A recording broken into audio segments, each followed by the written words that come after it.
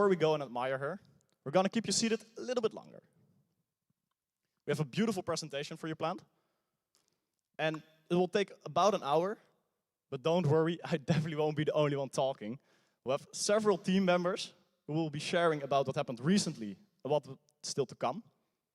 We have a guest lecture lined up from a very special guest speaker, Peter Bout, who's an expert on hydrogen and has helped us a ton during the entirety of our project. But before any of that, I want to share a video with you. A video that showcased the story of the last few months. The video of all the hard work we put into this boat, whose name, rooted in the Latin word for wonder, reflects a power she carries within her, a power to change the world. Her name is more than another word. It's a vision we believe in and a mission we're proud to uphold. She really is a wonder. And her name is Mira.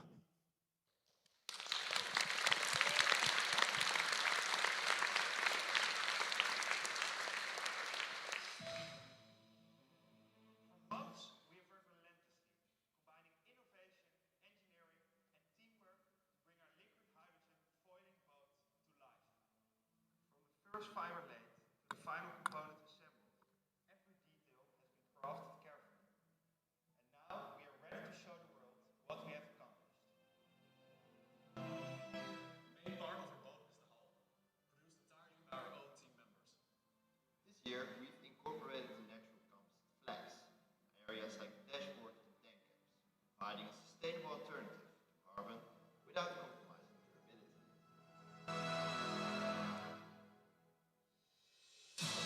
Once the hull arrived in Delft, it was time to integrate the rest of the components. Our motor mount steering gear has been redesigned after in-depth simulation, reducing weight and minimizing vibrations. And this year we implemented electric, fully rotating backstrap, allowing for 180-degree rotation, greatly enhancing maneuverability. To achieve stable and efficient foiling, our foils are carefully engineered to lift the entire boat out of the water. We've redesigned the foils to make production and assembly way more efficient. Controlling our flight requires precision. Our height control system has been upgraded, allowing the boat to lean into turns while foiling. This level of control is a breakthrough in our boat's agility. Performance matters, but safety comes first. That's why we've implemented a kill port, emergency buttons, and hydrogen sensors throughout the boat to ensure the highest level of safety at all times. Additionally, we've developed an overnight monitoring system using satellite connectivity to monitor our liquid hydrogen system, enhancing our ability to detect issues early and act accordingly.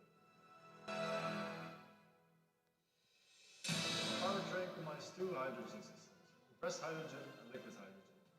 The liquid hydrogen tank is significantly smaller and holds more hydrogen at a much lower pressure, providing a compact fuel source. To warm up our liquid hydrogen, we integrated an extra cooling loop that utilizes the waste heat of the fuel cell to bring the fuel to operating temperature. Our fuel cell converts hydrogen into electricity to power the boat, while distribution box and battery system manage and stabilize the energy flow. Now, standing before the result of our hard work, we're ready for what comes next. The testing phase. We will push our system to the limit to ensure peak performance on open water. Every decision we've made, every improvement we have implemented brings us closer to our ultimate goal, winning the Monaco Sea Lab 2025. Together with our partners, we're not just building a boat, we are creating a sustainable world.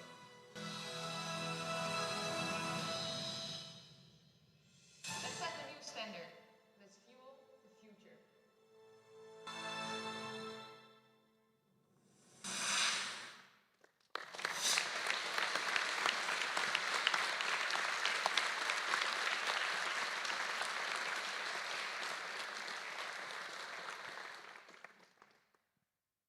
Hello everyone, it's great to see you all here today. My name is Isabel and I'm the Chief Hull and Body for this year. In the video you just saw, you already got a little bit of a sneak peek from our boat Mira. Here you can really see the hard work we put into this project together. And that hard work came in from all the departments working side by side. This year, we were not with 5 departments, but with 6. Together with vehicle dynamics, embedded systems, hull and body, operations, management, and this year also powertrain. We built a boat that's more sustainable than ever and ready to win the race in Monaco. To build a boat in just 1 year, you have to start early. That's why part of our team traveled all the way to Medemblik, a small town in the north of North Holland. Here, we lived and built for 10 full weeks. Especially during the production phase, we worked at many different places to achieve the best performance possible. We weren't in Medemblik alone, not just the hull and body department, but the whole team was involved. Every week, 2 teammates joined us to help building our boat. This year, we reused the mold from our 2023 design, but we gave it a brand new structure. We used flex fiber, a biocomposite that has a carbon footprint that's 30 times lower than carbon fiber. This makes our boat much more sustainable, but it comes with some very interesting challenges. Flex absorbs a lot of water, and of course, we're building a boat. So, we had to find some innovative solutions. That's where the coating came in. The coating protects the flex from water absorption and makes sure the structure stays strong and the flex dry. With this solution in place, we use flex for several parts of our boat, like the tank hatches, the dashboard, and even some internal structures. With the combination of flex fiber, carbon fiber, and a lightweight core material, we built the structure of the boat. The boat came to life, layer by layer.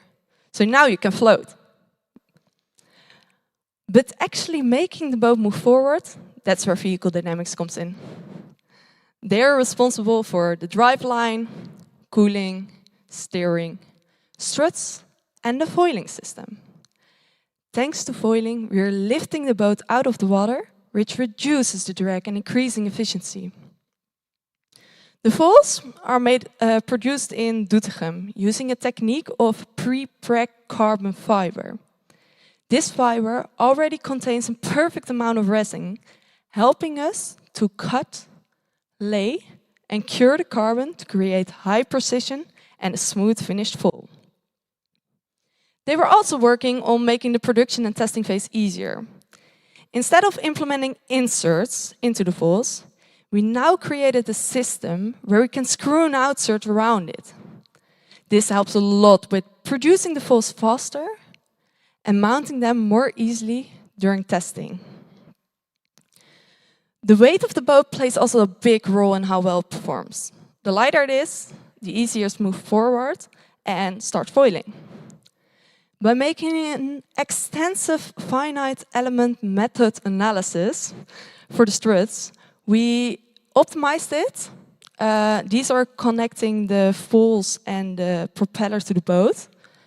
By optimizing this, we could make them thinner and lighter.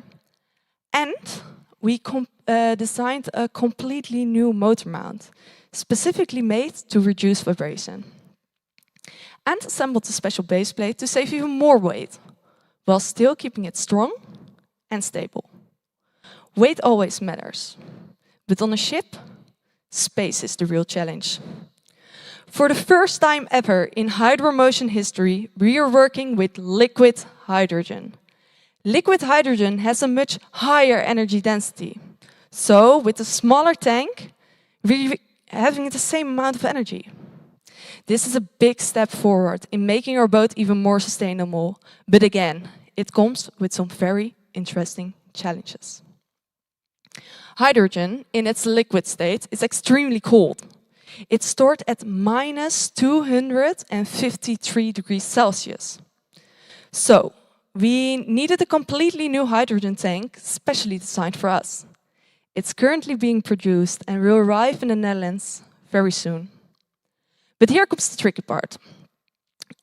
At the start of our project, we already wanted to start building our boat, while we didn't exactly know yet how our tank and system would look like. This requires the team to be really flexible and creative.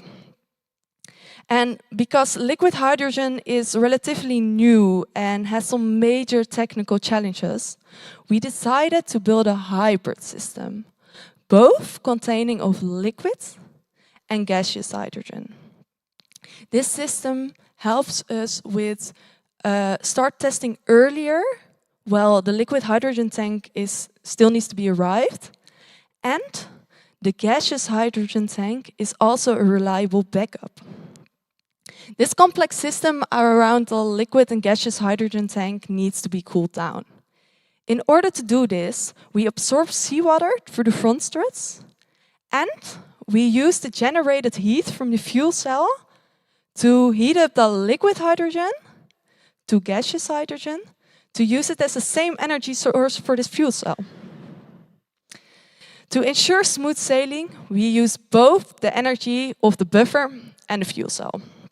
You can think of the buffer like a big battery.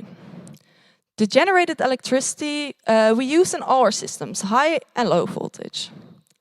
Low voltage makes sure everything communicates and runs safely. When we are talking about low voltage, that's where embedded systems takes over. Embedded system is the brain of the boat. They bring everything to life, including reading all the sensor data and making sure we have a smooth energy distribution.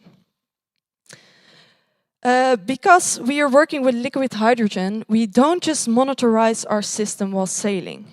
We also keep an eye on it when the boat's not on the water. With 24/7 monitoring, we are making sure everything stays safe and stable.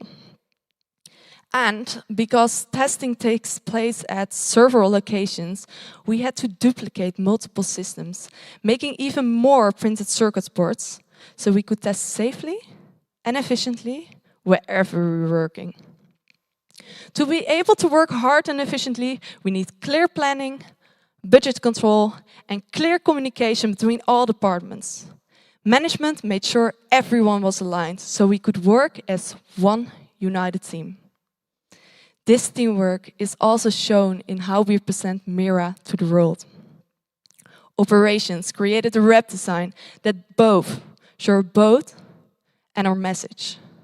And the boat review is just more than showing a finished product.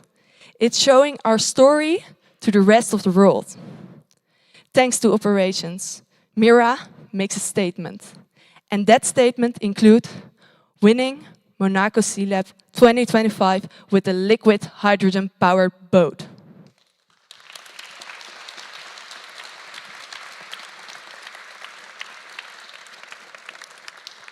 Well, thank you so much, Isabel. Isabel is my chief, my boss. And for 10 straight weeks, we lived together with the rest of the Hull and Body department while we will be working on the composite part of Mira. We were working long days and didn't see much sunlight. But while we didn't get much vitamin D, Isabel really was the source of energy, as you've noticed. She was always jumping around and solving all our problems. And for that, I want to hear another applause for Isabel, my chief, our Leo.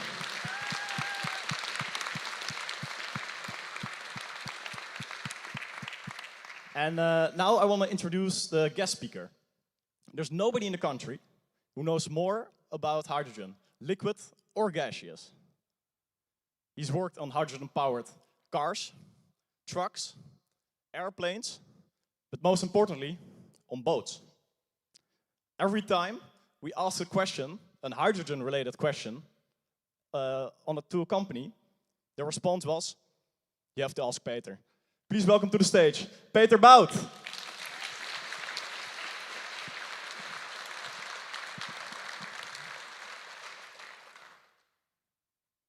Thank you very much. You heard something about hydrogen. You heard something about liquid hydrogen, gaseous hydrogen, and I would like to explain something on liquid hydrogen and how it is applied in today and hopefully in the future. Some developments that are used in maritime applications you see behind me on the screen. And it is more to show also that the industry is paying a lot of attention to it. What you see At the top over here is a superyacht built in the Netherlands and is supplied with liquid hydrogen by a company called Air Products. What you see at the right top is a ferry in Norway, also with a liquid hydrogen tank, which you see here on board, and that is supplied by a company called Linde. Linde is also a gas manufacturer that has worldwide activities on industrial gases. On the right bottom you see a barge for inland shipping. It's a Dutch project, Future-Proof Shipping, and a company called Air Liquide has supplied the composite tanks to store hydrogen. Having said that, this is gaseous hydrogen. So this ship has liquid hydrogen, this ship has liquid hydrogen as well. I would like to go through some of the details of liquid hydrogen, and what you see behind me is, apologies that the letters are not that clear. I will go through some means of coloring hydrogen. Coloring hydrogen has to do with the way it is produced. So the feedstock that is used for creating the hydrogen, I'll explain it later on. I will more specifically go to the colors gray, green and blue. After that, to show something on how hydrogen is produced from the location where it is produced to the location where it is used. And last but not least, some applications in the current use and the future use of hydrogen. Hydrogen itself is not visible, but the industry is talking about various colors of hydrogen, and with this they want to explain how the hydrogen is produced. There are two main ways to produce hydrogen, which is by electrolysis, by using electrical power.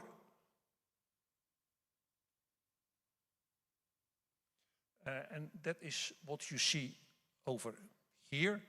And also hydrogen that is produced from carbon fossil fuels. Having said that, the most hydrogen at this moment that is produced worldwide is the gray hydrogen, which you see over here. Main reason is that gas is easy available, and using the reformer system, I will come back to that later on. Reformer system is, from an economical point of view, the most efficient way to produce hydrogen. Of course, we all know that this cannot last forever. So what you see in the last 2-3 decades is a development where hydrogen is produced with electricity. And within the electricity, there is green hydrogen. And green hydrogen is called green because it is produced from sustainable, environmental friendly electrical power. Think of photovoltaic, solar cells, wind energy, tide energy, etc. Then you have the pink hydrogen, which is also by electrolysis, but using nuclear power. You will not have a product left from that, but yeah, we all know that nuclear power is most likely not the way we want to go forward in, say, the next decades. But it is manufactured at this stage, not in big quantities, but it has to be mentioned. There is also yellow hydrogen, that is a mix from any electrical power that you can think of. You also see that the most hydrogen here is produced from fossil fuels.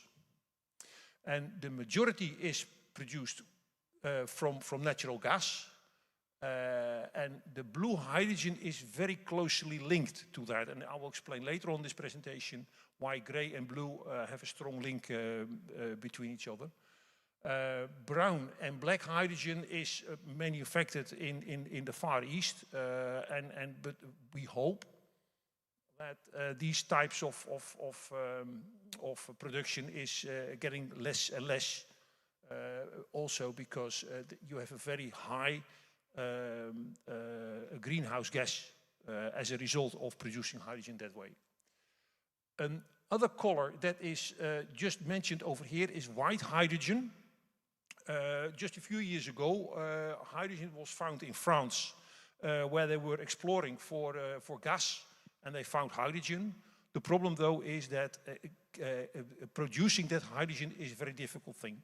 So at this moment, they are looking for ways how to get this hydrogen ready for use, which will take a long time from now because it is completely new, and also because they were very much surprised that they found this hydrogen.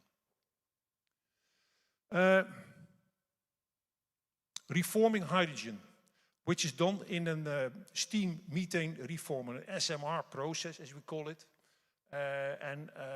What you do is you import methane. That methane is desulfurized to protect all the equipment of that reformer unit. There, the methane is going into the reformer process. After the reformer process, you get a shift reaction process, and then a purification. Now, this is what happens in the reformer. Yeah, so you get methane under high temperature and high pressure, reacting with water, and that results in carbon monoxide and hydrogen. To give you an idea, the production temperatures are about 850 to 900 Celsius, as well as a pressure of about 45 bars. So it is stated water here, but in fact it is steam. That is the name coming from steam methane reformer, SMR. After this process, the carbon monoxide is reacted again with steam. This is called the shift reaction, and that results in CO2 and H2. Now, this CO2 here is causing the name gray. And at this very moment, there are a lot of developments going on to sequestrate, to separate the CO2 and to store it by some means. And I will come back to that later on in this presentation. You heard that the Hydromotion team is using liquid hydrogen. Now, as a basis of liquid hydrogen, you use gaseous hydrogen. This gaseous hydrogen is sent through a purification process, and you will get a quality which is pure, ultra-high purity. So purer than the industrial grade quality, which is gaseous, but this is a higher purity. And then you have ambient temperature hydrogen, which you want to get down to minus 253 Celsius, which you just heard. That is done by a system called compression and expansion. So if you compress a gas, it's getting warm. If you cool down that warm gas with a heat exchanger, and after that allow it to expand, you will get a temperature drop in that system. And by repeating those steps, you get a very cold product, which is a mix of liquid and gas. That mix is fed into a system where the molecules are getting a new rotation, where hydrogen and para-hydrogen are converted into 100% para-hydrogen, so the molecules are turning the same way. That basically is what's done in this catalyst bed. You have the auto-para conversion, and from there you have the step to liquefaction and storage in a sphere, and then load it into containers. So this is the principle of gray hydrogen. Then we go to green hydrogen. That's a relatively simple process where you feed water into an electrolyzer. In this electrolyzer, the water is split into oxygen and hydrogen protons. The protons are sent through a membrane in this part of the process here, and at the cathode it is reacting with some electrons, and there you get the pure hydrogen. So this is the green hydrogen, because the power that is used to make this hydrogen can be green. Again, windmills, solar cells, etc. I mentioned gray hydrogen, and where you can separate the CO2 and then store it at some point. At this very moment, there are two big projects under development. Sorry, one is under construction and one is under development. This system is under construction, where the CO2 is separated at the companies Air Liquide, Air Products, ExxonMobil and Shell, all located in Pernis, in Pernis and Botlek in the Rotterdam Harbor area. They separate the hydrogen from their processes, the CO2 in their processes. The CO2 is fed in a pipeline, which you see drawn in this map here. There is a compressor station over here, and through an underground pipeline in the sea, it is fed into an empty gas field. So a depleted gas field where there is enough room to store a lot of CO2 for the coming years. And when this field is, say, filled with CO2, there is a successor already under development called Aramis. And the Aramis field is further away. So on this map, the Porthos gas field is about here. And this is another other empty gas field that will be filled with CO2. The nice thing about this project is that it is the hydrogen that is collected, sorry, the CO2 that is collected in this line will go to this field, but also CO2 from other industrial areas. So you can think of the Flushing industrial area, the Geleen industrial area, the Ruhr, where the CO2 can be liquefied and brought by ship to Rotterdam. There are sites where hydrogen is produced, and the company I worked for has some sites in Rotterdam, and from there the hydrogen is distributed to customers. What you see here is gaseous hydrogen in steel cylinders.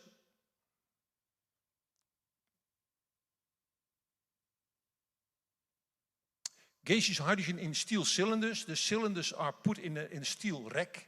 This rack is put on a trailer, and with this trailer the hydrogen is brought to customers.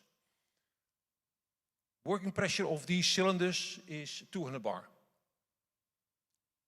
Here you see tube trailers, which have, say, only one connection, contains much more hydrogen than the packs we saw on the last sheet. So if the consumption is higher, then it is not very useful to change packs anymore than the supply is with tube trailers. Steel cylinders, working pressure 200 bar. This is a recent project where composite cylinders are used to ship the hydrogen in. Working pressure of this trailer is about 500 bar, and it can take much more hydrogen than the tube trailers you saw before. Liquid hydrogen. Liquid hydrogen, there are 3 sites in Europe where liquid hydrogen is produced. Air Liquide has a site in France, Linde has a site in Germany, Air Products has a site in the Netherlands. This is a customer site where liquid hydrogen is stored in a vacuum jacketed vessel. You saw an example that is used on the Mira as well. Having said that, this one is much bigger. And the hydrogen is transported in liquid hydrogen containers. What you see is an outer jacket, an outer vessel. Inside there is another vessel, and there you have the liquid hydrogen at a temperature of minus 250 degrees Celsius. And it is transported over the road via normal dangerous goods transport, ADR. Not only over the road, also by containers as a load in container ships. So this is a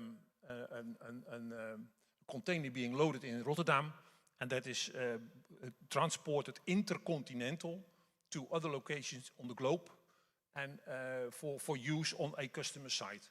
To give you some idea about the customers that are using hydrogen, they are in the steel industry, they are in the glass industry, And this liquid hydrogen is mainly used on very high purity consumptions, ultra high purity applications like the conductor, the semiconductor, electronics, etc.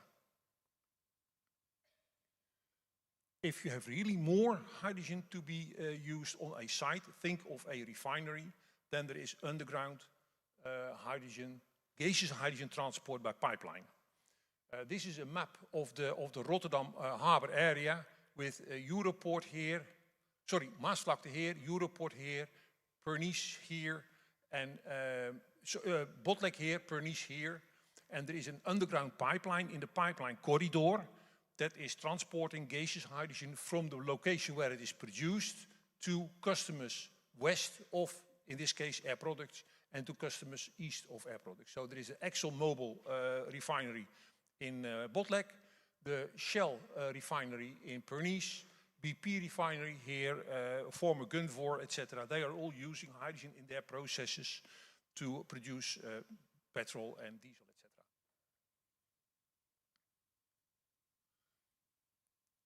There is more hydrogen transported over the world than only in Rotterdam. What you see here is on the left is a pipeline system from Air Liquide.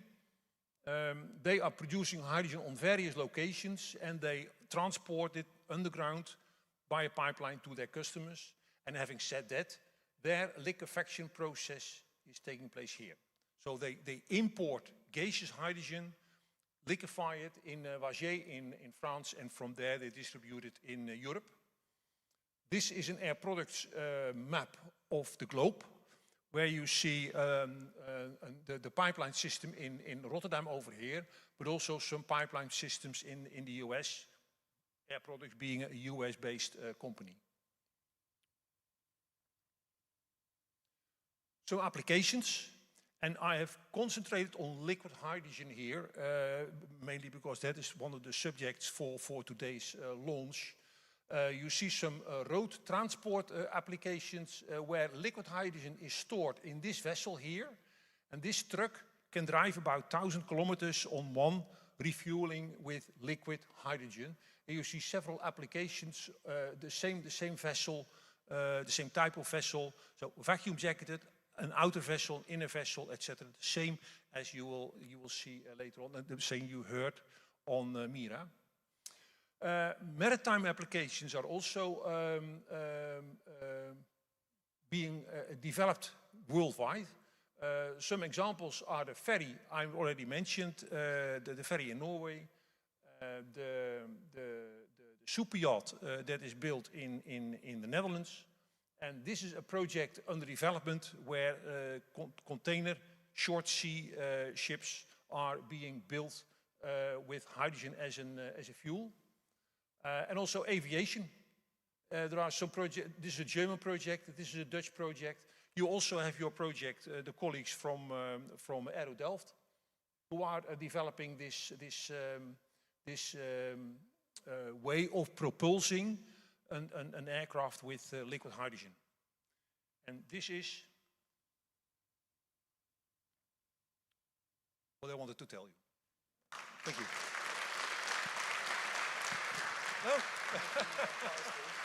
Ongelooflijk bedankt. Dank u wel. We truly can't thank him enough. His expertise guided us through some of the most critical moments in our project. And the fact that he continues to make himself available for all our questions, even if they're a little bit naive, and for talks like this, really says a lot about his character. So please give me another big round of applause for Peter Bout.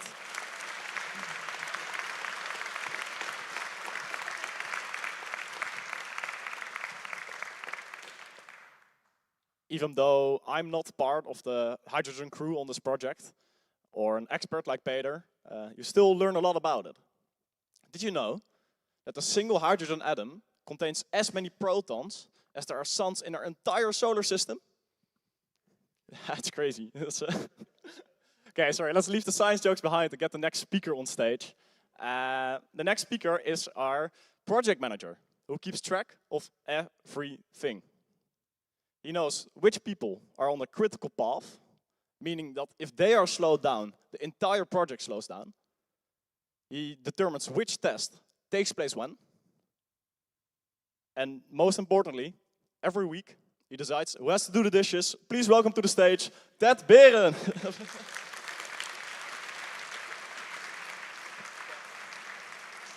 Well, thank you, Ben, for that great introduction. And hi, everyone. I'm Dan, project manager of this year's HydroMotion team. Over the past few months, we've been fully focused on designing and building our liquid hydrogen-powered boat. We've pushed boundaries, worked long hours, and now finally brought this complex design to life.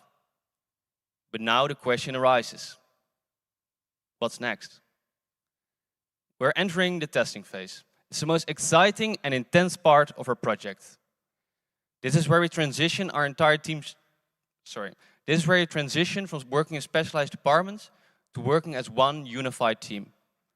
It's just a complete change of pace, because after months of focused work on individual systems, we now shift towards close collaboration, fast decision-making, and constant iteration. Testing brings the entire project into motion. This is where we transform our entire team structure and all shift towards one single process, making the boat sail. We select and train our own pilots from within our team, ensuring we have the required knowledge on board. During testing, we monitor all incoming data, which will be transmitted by our communicator on land.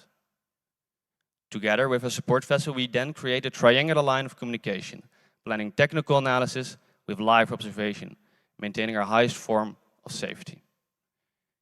In addition, we will deal with tasks ranging from managing logistics to planning resources and ensuring smooth communications to keep our testing days structured and efficient.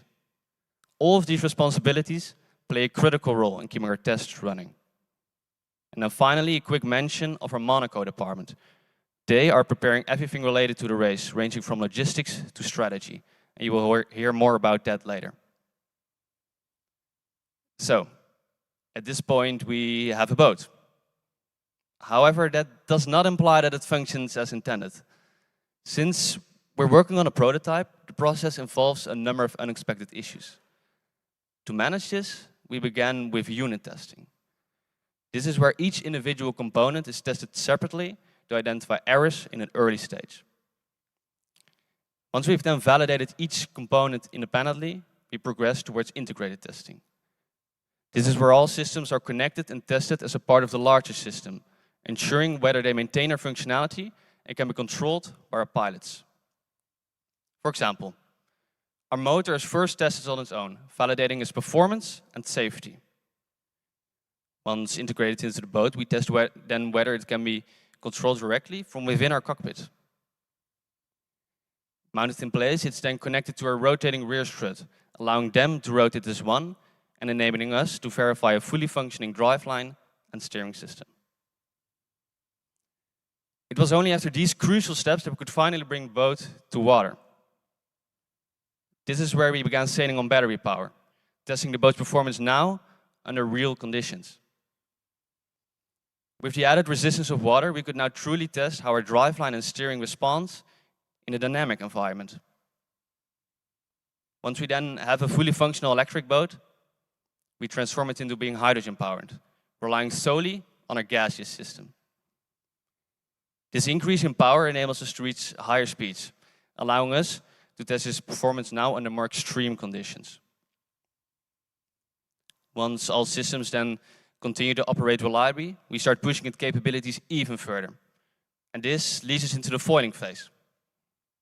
We start by slowly activating our foiling systems, generating lift in a controlled and safe manner.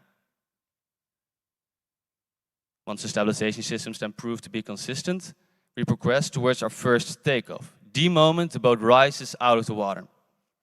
During this critical stage, we monitor all sensor data to fine-tune our control systems, aiming for optimal balance and stability. And by refining all of these systems, we minimize overall drag and ensure that the boat sails as efficiently as possible. Now finally, our most exciting innovations, our liquid hydrogen systems. We start by testing our liquid hydrogen tank independently.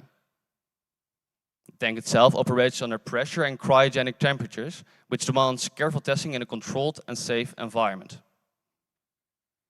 Once we've then validated its performance independently, we shift our attention to what lies at the heart of our project, the integration of the liquid hydrogen tank into the boat itself. This is where everything we've worked on starts to take shape, turning liquid hydrogen into a functional energy source on water. The testing phase is intense. It's where we prove that everything we've worked on can actually work together. And it's where theory meets reality. And we adapt, learn, and grow, not only on a technical level, but also as a team. And it's exactly in this stage that we grow into the high-performing team we've been building all year. The testing phase is one filled with both highs and lows. We'll reach incredible milestones, from seeing our boat sail for the first time, to running our hydrogen systems, and eventually that magical moment the boat rises out of the water. But at the same time, we'll face our share of setbacks. There will be errors without clear solutions and moments where progress seems to stall. But it's exactly in these moments where everything we've learned comes into play. This is when we show what it means to be a team, where we step up, support each other, and do whatever it takes to move forward, all with one shared goal in mind: winning the Monaco Sea Lab of 2025.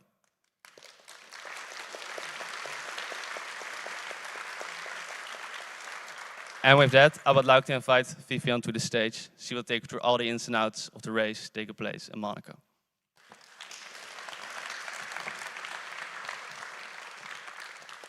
Thank you, Dan. Hi, everyone. My name is Vivian. I am a member of the Embedded Systems Department.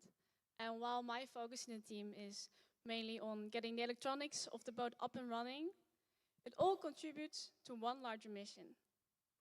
In just a few weeks, the days we've been working so hard for will finally arrive. Our boat, along with the entire team, will head to Monaco to compete. The event is called the Monaco Energy Boat Challenge, and it consists of 4 different competition classes. The one we will be competing in is a Monaco Sea Lab class.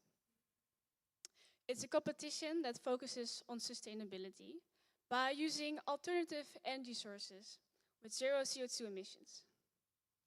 If you look back at our hydromotion history, our first appearance was in 2014. Back then, we used the sun as our power. We used solar panels. We came back year after year, improving our boat, improving our energy efficiency, as well as increasing our chance to win the race. We did this by improving our foiling systems, reducing the drag of our boat by changing the hull shape, and increasing the surface area for our solar panels. And all those hard work paid off, because finally, in 2019, we became world champions in Monaco. Then, with that victory in our pocket, the team of 2021 decided to shift into a new direction, one that is closer aligned to what we are doing this year. They made the transition to hydrogen. And just 2 years later, we proved once again that hydrogen has a lot of potential by winning the race in Monaco. And then the team in 2024 decided to step away from the competition to find a challenge somewhere else. And they didn't have to go far, because they decided to cross the North Sea by sailing from the Netherlands to England. And that team there, they succeeded. And this showcased that hydrogen has a lot of potential for even longer distances and also rougher sea waters. Until so far, our team has only used hydrogen as its gaseous form. But this year it's our turn to make the next step. And we will be doing this by using liquid hydrogen. As we prepare for Monaco, we have built the boat, Mira. She's waiting outside for us. But it also takes a lot of logistical preparations. One of them is taking the boat to Monaco, or in this case today, taking the boat here next to this church. During this year, we have a few team members, including Ben, our host of today, that have acquired the appropriate driving licenses to do so. What we'll be doing is taking our boat, put it on our trailer, and then finally hitching it to the back of our own Hydromotion white van. We also have some trained pilots in the team that have already experience with sailing before the team, or they acquire that experience during sailing. They also have the appropriate sailing certificates and marathon diplomas to do so. There are also a lot of safety regulations we have to comply to, both from the country you'll be traveling to, as well as from the Monaco race. They also tell us the dimensions of our boat and also recommend what kind of inventory we have to bring during the race. And beyond all of that, we're also managing our own accommodation during the race in Monaco and coordinating the safe travels of the whole team that we arrive there on time. So, with all the preparation in place, how does our race in Monaco look like? As mentioned before, the race is called the Monaco Sea Lab, and it consists of 3 different challenges, each designed to test different aspects of a team's boat and capabilities. The first challenge is the maneuverability challenge, and as Monaco themselves states, it's a crucial test of skill and precision. Teams have to navigate their boats through a series of tight obstacles. They have to show that they master tight turns as well as fast maneuvers. It highlights the boat's agility as well as the team's expertise on the water. Then we have the second race. This is a speed record race.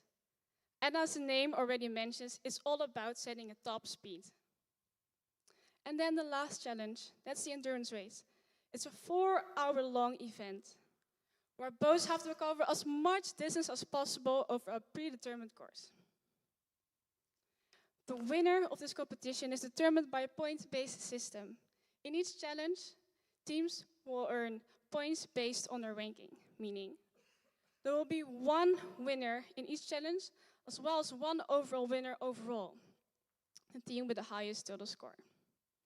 The endurance race awards the most points, then followed by the maneuverability challenge, and then the speed record race.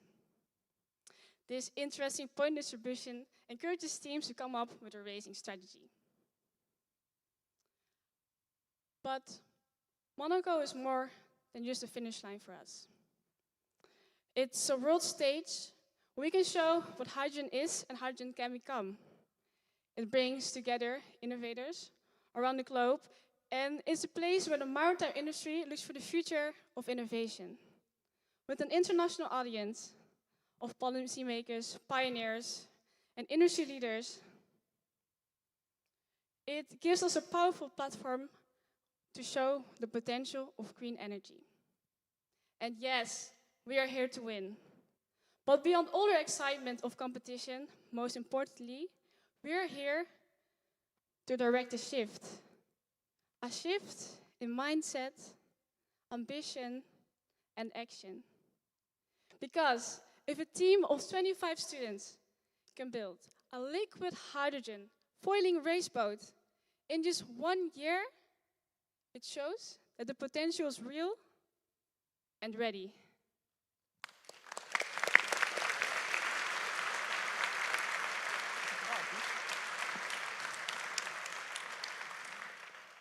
Thank you so much, Vivian, for a great presentation about Monaco and a very inspirational ending. So looking back at the day, we had some great talks. We learned a lot about the production and the assembly phase. We know what's coming, namely testing, testing, and even more testing. And finally, the race in Monaco. I don't think there's been an official invite yet, but know that all of you are welcome to join us in Monaco, watch the race, and support us. Monaco is great this time of year. Nice weather, clear skies. There's already a group chat from all the friends and family who will join us there. So consider this as your official invite. And if you're joining, join the WhatsApp group as well. And to all our partners here today, know that you're invited too. I want to take a moment to genuinely thank you. It might seem like a cliché, but we really couldn't have done it without you.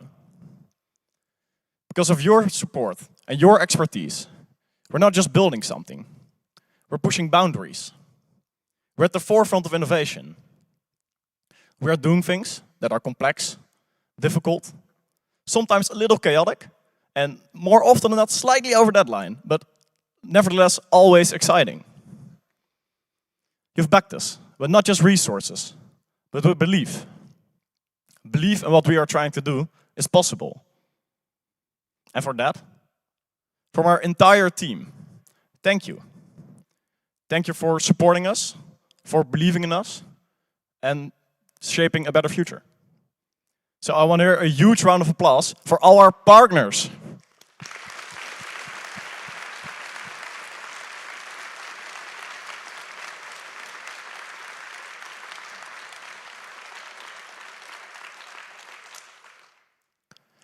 After today's presentation, you're probably familiar with the goal of our foundation: to shape a better future and to inspire the maritime sector to change. And that's not just change in fuel choice, but also in material choice and production techniques. There are so many areas that we can improve on, so many things that will have to change. And for a long time, I really had a hard time finding any optimism in this. Right now, I'm 21 years old, and for the entirety of my life, I'd heard nothing other than that the climate is changing and that we need to act on it now. It felt like a little bit like a bottomless pit. No matter how much time, money, and effort we put into it, that would never be enough. And that's not a very motivating message, that would never be enough. That we were Sisyphus rolling the boulder up a hill without an end. But now, with almost a year behind me, with this amazing team, my point of view really has changed. To get to know such talented and motivated people who are all striving for the exact same thing, namely a greener future, became a very comforting feeling. A feeling that the future was in good hands. And that's not just talking about our team or the teams that came before us, but also all the other teams on the Dream Hall who are working on their own problems, because we really need all the solutions we can get. We are starting to see real progress in the Netherlands and all over the world. While I was researching for this talk, I came across a graph, and it sparked a wonderful realization. It shows the following. If we had done nothing, if no policies had been implemented, we were on track to see a global temperature rise of 4 degrees Celsius by the year 2100. But now, due to current policies already in place, we've dropped this number down to 2.7. But with enough determination, if we include all the other things we can already do, we can drop this down to 2.1. The curve is flattening and the slope is almost gone. And that's when it hit me. With enough determination, our generation could be the one that sees the end of global warming. And that's not something you see often in the media, a positive story about climate change. And that's a shame, because real progress is being made. And of course, this is no reason to slow down. Every 0.1 of a degree is something we can't get back, is ecosystems that will be destroyed. But know that climate change isn't a bottomless pit. With enough time, money, and effort, we will solve this. We will solve global warming. And on that positive note, let me wrap things up. Looking back at today, we talked about our progress, challenges, and what's next. But now it's time to show what all of that has led to. The result of months of hard work, collaboration, and creativity. We're incredibly proud of what we've built. And today, you'll be the first ones to see it. Right after this, we'll head outside for the big reveal. After which, we'll kick back a little. There will be drinks again in the basement. And plenty of time to talk to the team and hear some behind-the-scenes stories. So again, thank you for being here. Thank you for your support, your curiosity, and for your energy. Please follow me outside. Let's go see Mira.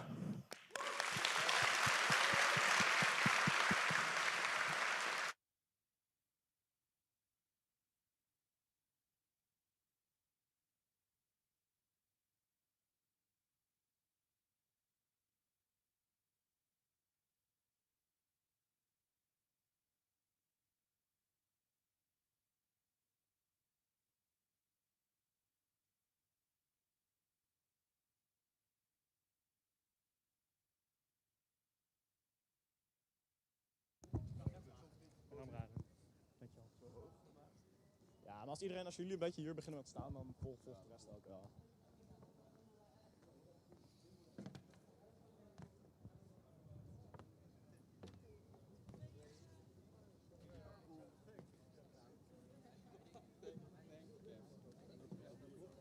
Ja.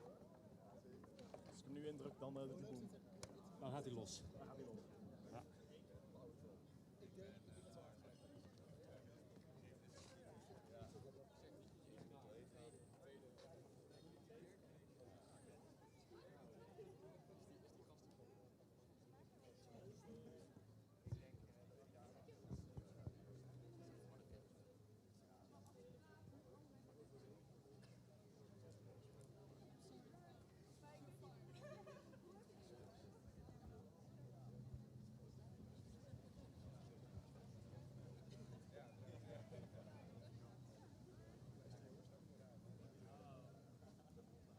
Kan een van jullie kijken wanneer een beetje iedereen uit de kerk is?